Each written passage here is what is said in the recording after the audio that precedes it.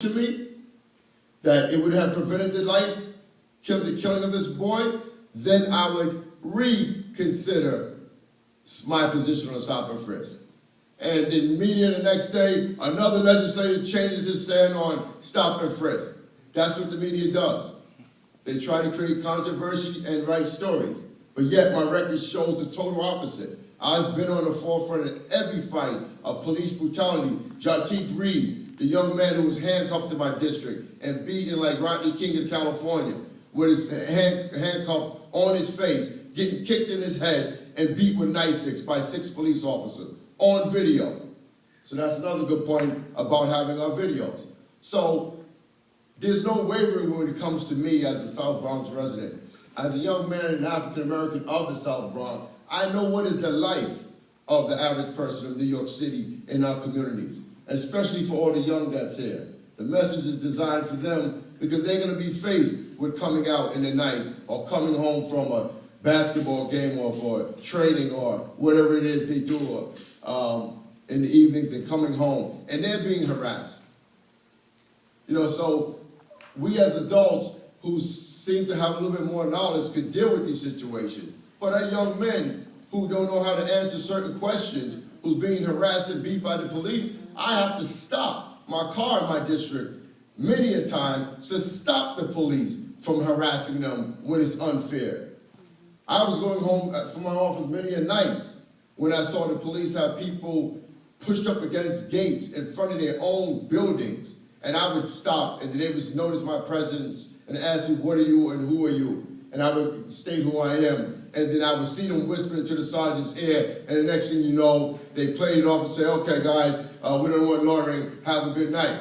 But if I did not stop to do that, I know and you know, there would have been some charges put on some more young black males that night.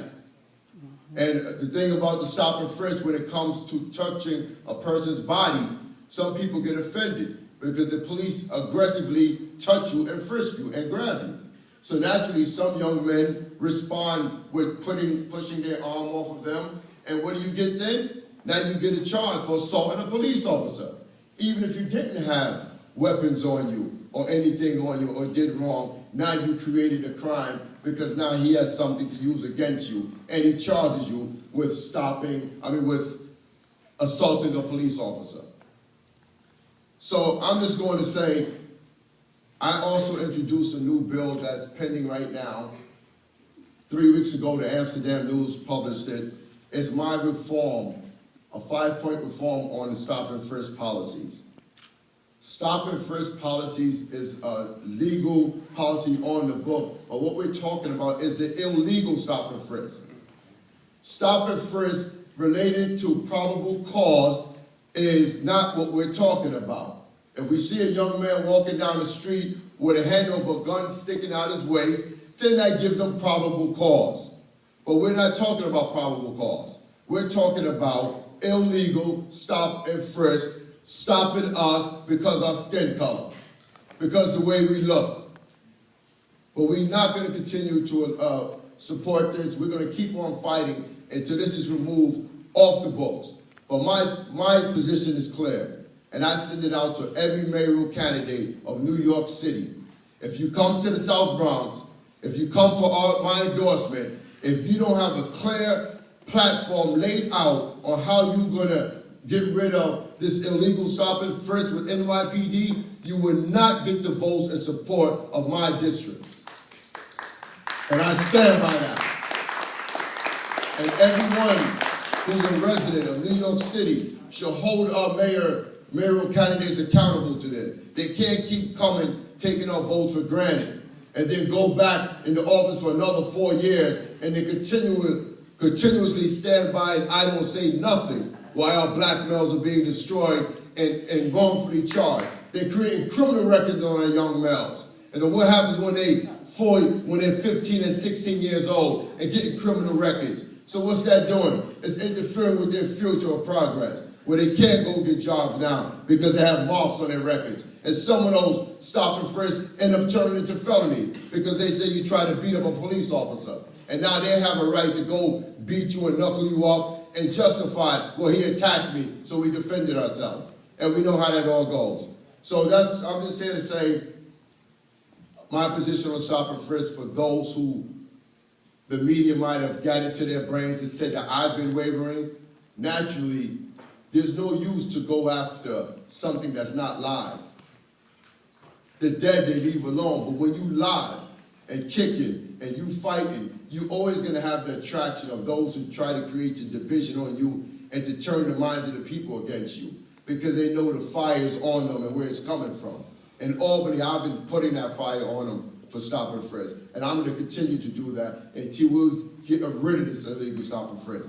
And we're going to hold these police officers accountable. We're working on legislation right now where police officers, any of them caught wrongfully doing this illegal stop and frisk, we're looking at other means of being able to prosecute the police for doing these things illegally. It's a form of racism. It's a form of an act of stereotyping, and we're not going to accept it.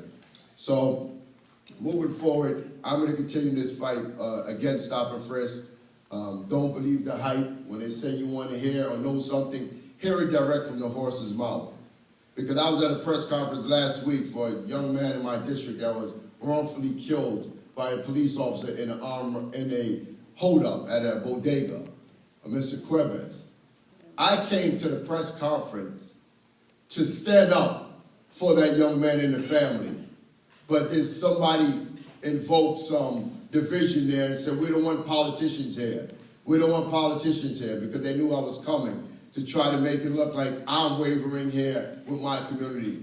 I don't have to explain to my community where I'm coming from. They elected me because they know where I'm coming from. And I'm looking to be reelected again this year, and because they know I'm a front runner for them, and I'm in the front fighting for my community. And on top of that, the proponents who's coming in the name, some came in the name of Occupy Wall Street and Occupy the Bronx, people who don't even live in the Bronx. I didn't even see one African American in their group. And they were coming about, oh, you're wavering on stop and frisk. Why is that? Because you know my record that we get in progress and about to eliminate this stop and frisk, so they want to try to stop me? It's beyond me. And they're not going to stop it. Because when I go back to Albany, we're taking it to the next degree of fighting. And we're going to hold New York City accountable, and we're going to do it legislatively where they're going to have to remove illegal stop and frisk off the books. We could talk, we could fight, but guess what? They say it's a law, well, we're going to change the law, and we're going to hold them accountable where it's going to be right for all of us. So that's where my position on stop and frisk, direct from the horse to you. I can never waver on it because I am that. I am the victim of that, like this young man. And it happened to me about 15 years ago.